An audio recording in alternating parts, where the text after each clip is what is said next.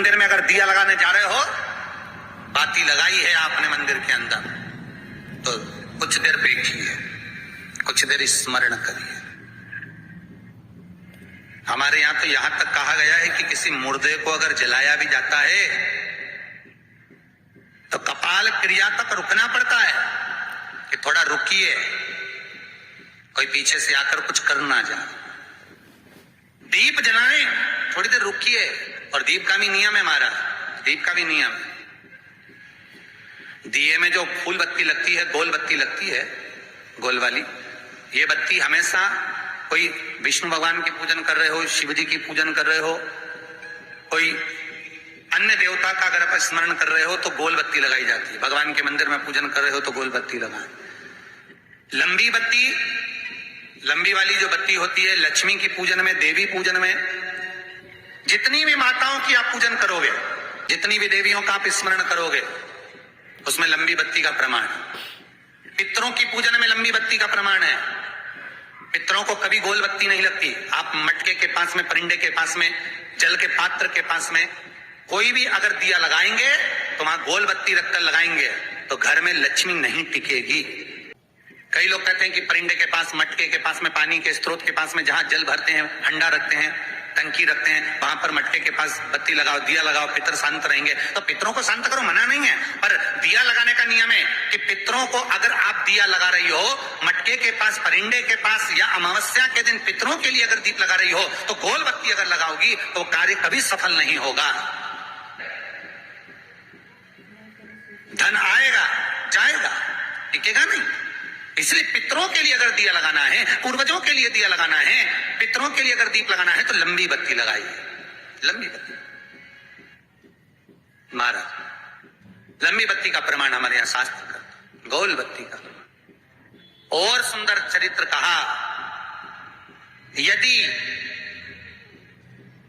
आपके जीवन में बहुत ज्यादा लक्ष्मी से तकलीफ है, कष्ट बहुत ज्यादा है, या इसलिए शायद कहा जाता है कि भगवान को सर्वश्रेष्ठ कौन सा चंदन अच्छा लगता है। आपको पहले भी कथा में कहा, आगरा की कथा अगर किसने सुनी होगी तो उसमें वर्णन किया। भगवान को सर्वश्रेष्ठ चंदन कौन सा, भगवान को सर्वश्रेष्ठ चंदन कौन सा प्रिय है, वो कौन सा चंदन है जो भगवान विष्णु को लगाएं, राम को लगाएं, कृष्ण को लगाएं, वो कौन सा चंदन है जो श्री हरि को लगाया जाए। तो जीते जी भगवान विष्णु एक बार गले लगाते हैं, उसको कहते हैं हरि चंदन। कौन सा चंदन है? हरि चंदन। हरि चंदन बाजार में नहीं मिलेगा, हरि चंदन आपको बनाना पड़ेगा। कैसे बनाना है? तुलसी जब सूख जाए उसकी जड़ को निकाल लिया जाए, वो जड़ को पानी में धो लिया जाए, धोने के बाद उसको सिलबट्टे पर, पत्थर पर घिसा जाए, और घिसकर उसमें थोड़ा सा कुंकू, रोली डालकर तैयार कर कर जो भगवान विष्णु के मस्तक पर, कृष्ण राम के मस्तक पर लगा देते हैं, और उसकी एक बिंदी अपने हृदय पे लगा लेते हैं। जीते जी भगवान एक बार उसको गले लगाते ही हैं। हरि चंदन प्रियता। जैसे शिव महापुराण में रुद्र चंदन का भाव है,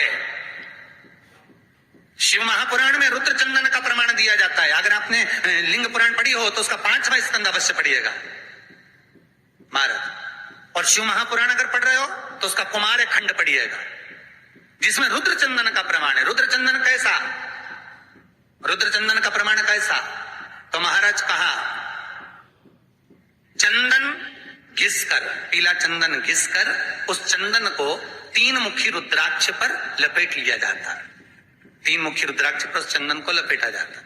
लपेटोगे उसके बाद उसको ऐसा गोल करोगे तो एकदम चिकना हो जाएगा, एकदम चिकना, ठीक है, एकदम चिकना हो जाएगा। और उस चंदन को आप शिवरात्रि के दिन, और कोई से भी महीने की शिवरात्रि, किसी भी महीने की हो, सब फलदायी होती है।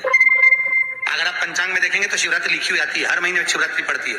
किसी भी महीने की शिवरात्रि पर रुद्र चंदन, अर्थात जो चंदन का आपने 3 मुखी रुद्राक्ष में लेपन करा है, उसका गोला बनाया है, वो चंदन अच्छा मोटा मोटा कर लेना, अच्छा बढ़िया, ऐसा नहीं कि थोड़ा बहुत ही लगाओ, पूरा रुद्राक्ष दिखना नहीं चाहिए, पूरा लपेट कर उसको शंकर के शिवलिंग पर ले जाकर रख दीजिए।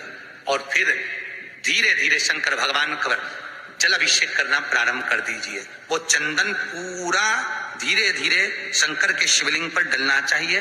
शंकर के मूल मंत्र श्री शिवाय नमस्तुभ्यम का जाप करिए। ये कहलाता है रुद्र चंदन।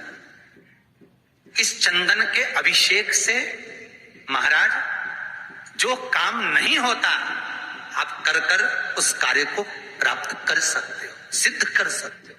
रुद्र चंदन, हरि चंदन, रुद्र चंदन, ये वो चंदन है जो जीवन का सुख प्रदान करने वाले, हरितत्व दे। मंगल है, राहु है, केतु है, दशा बेकार चल रही है, लक्ष्मी नहीं आ रही, कष्ट बहुत है, फैक्ट्रियां नहीं चल रही, कहीं मत जाओ, मेरे शिव की शरण में जाकर एक बार शिव महापुराण को पूरी सुनो। शास्त्र के हटकर कुछ नहीं बोलेंगे। जो शास्त्र सम्मत है, स्कंद पुराण में, विष्णु पुराण में, नर्मदा पुराण में, लिंग पुराण में, शिव महापुराण में, भविष्य पुराण में जितनी जितनी बातें लिखी होती है उसको छाट छाट कर लेकर आते हैं, आपको बता देते हैं कि आप ये कर लो, उससे फायदा मिल जाएगा। कोई ज्योतिषी नहीं, कोई कुछ नहीं, बस केवल भजन करो, शंकर का अनुमोदन करो और विश्वास रखो शंकर पर, तो किसी को 1 रुपया देने की जरूरत नहीं पड़ेगी। भजन करो, विश्वास शंकर पर रखना, जन्म मरण और परण वो देगा, सुख वो देगा, समृद्धि वो देगा। जिसके घर में बहु रिद्धि सिद्धि हो, जिसके घर में अमोद और प्रमोद पोते हो, जिसके घर में शुभ और लाभ दरवाजे पर बेटे बनकर विराजमान होते हो, जिसके घर में स्वयं अखंड सौभाग्य देने वाली पार्वती हो, जिसके घर में लक्ष्मी देने वाली लक्ष्मी बेलपत्र के पेड़ के नीचे झाड़ू लगाती हो, जो स्वयं सरस्वती को स्वर प्रदान करता है वो शंकर है। जब सब कुछ उसके पास में है, कुबेर का खजाना वो चोर को दे देता है, जब सर्वस्वता उसके पास है तो आप इधर उधर डोलते क्यों हो? उस पर विश्वास रखो।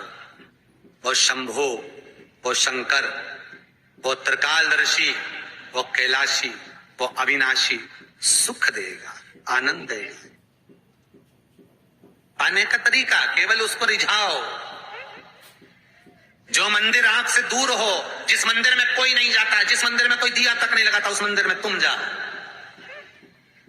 और उस मंदिर में एक दिन जाकर प्रकाश कर कर आना, एक बार दिया जला कर आना, मंदिर की सफाई कर आना, शंकर जी पे जल चढ़ाकर उनको स्नान कराकर कोई पत्ती पेड़ पौधे की पास में तोड़ के चढ़ाए आना। 2-4 बार कर कर देखना कितना शांति, कितना धीरज, कितना आनंद, कितनी समृद्धि, कितनी लक्ष्मी मिलती है। तुम करोगे तुम्हारा पेट भराएगा, हम करेंगे हमारा पेट भराएगा। स्वयं करिए। तो ब्रह्मलोक के देवता ब्रह्मा हैं, वैकुंठ के देवता भगवान विष्णु हैं, और मृत्यु लोक का अगर कोई देव है तो वो महादेव है, केवल शंकर, केवल शिव, मृत्यु लोक का देव। अभी एक विचार करो, तुम्हारे घर में अगर थोड़ी सी तकलीफ आई तो सबसे पहले अमेरिका में लड़का रह रहा वो आएगा क्या? पूना में बच्चे रह रहे हैं वो आएंगे क्या? इंदौर में बेटी रह रही वो आएगी क्या? उज्जैन में कोई रह रहा है वो आएगा क्या? सबसे पहले वो आएगा जो तुम्हारे घर के पास होगा या घर के करीब में होगा, बिल्कुल लगा हुआ होगा या घर में होगा। अब आप कहां रहते हो? जितने लोग कथा सुन रहे हैं सही बताना, कहां रहते हो? पृथ्वी पर, मृत्यु लोक में रहते हो। और पुकार किसको रहे हो?